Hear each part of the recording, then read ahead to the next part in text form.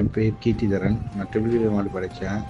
நான் டிஎன்பிசியில் group 1 group 2 வந்து ட்ரை பண்ணியிருந்தேன் 6 வருஷமாக. இந்த டைம் தான் ஃபஸ்ட் டைம் நான் டெக்னிக்கல் அப்ளை பண்ணி எழுத வந்தேன். ஸோ நான் குரூப் 2 ப்ரிலிமினரி முடித்த பிறகு டெக்னிக்கல் எக்ஸாமுக்கு 25 நாள் டைம் இருந்தது. அப்போ யூடியூப்பில் பார்த்து படிக்கலாம்னு நினச்சப்போ இந்த சேனல் பார்த்தேன், மேடம் சேனல். அவங்கள்கிட்ட ஃபோன் பண்ணி கேட்டு கான்டாக்ட் பண்ணி அவங்ககிட்ட நம்பர் வாங்கி பேசினேன். அவங்க மெட்டீரியலும் யூடியூப் சேனலோட வீடியோஸும் ஷேர் பண்ணியிருந்தாங்க. அவங்களோட சேனல் வீடியோஸு, கிளாஸஸ்ஸு அது ரொம்ப யூஸ்ஃபுல்லாக இருந்தது. கடைசி நான் 25 நாள் தான் படித்தேன். அதில் 20 நாளில் ஆல்மோஸ்ட் ஒரு 70% to 80% சிலபஸ் கவர் பண்ணிட்டேன். அப்புறம் கொஸ்டின் பேப்பர்ஸ் அவங்க ப்ரொவைட் பண்ணியிருந்தாங்க. அந்த கொஸ்டின் பேப்பர் வச்சு நான் படித்தேன். அந்த கொஸ்டின் பேப்பர் சால்வ் பண்ண எனக்கு ஓரளவுக்கு நல்லா தெரிஞ்சிச்சு. ஓகே, இப்படி தான் கொஸ்டின் கேட்பாங்கன்னு. அந்த வச்சு நான் எக்ஸாம் அப்ரோச் பண்ணியிருந்தேன். நான் ஜிஎஸ் ஆல்ரெடி படித்ததுனால நான் ஜிஎஸ் வந்து படிக்கல, டேட்டா பேஸ் எக்ஸாம் தான் எழுதினேன்.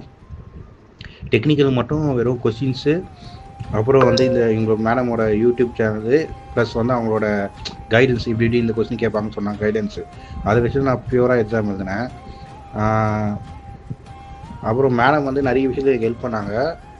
இந்த மாதிரி என்னென்ன விஷயம்னா, ஃபஸ்ட் டைம் வந்து நான் கேட்குற இந்த மாதிரி மெட்டீரியல் ப்ரொவைட் பண்ணாங்க. அந்த மெட்டீரியலை வச்சு அவங்க கிளாஸஸ் பார்த்தேன். ஸோ நான் ரிட்டனாக நான் மெட்டீரியல் ரெடி பண்ணணும்னு அவசியம் கிடையாது. அவங்க மெட்டீரியலே வச்சு கிளாஸஸ் பார்த்தோன்னே அது என்னென்னு எனக்கு புரிஞ்சுது.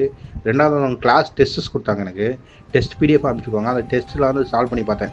இதை படிச்சுட்டு அதை சால்வ் பண்ணி பார்ப்பேன். அது ஓரளவுக்கு ஈஸியாக இருந்தது எனக்கு.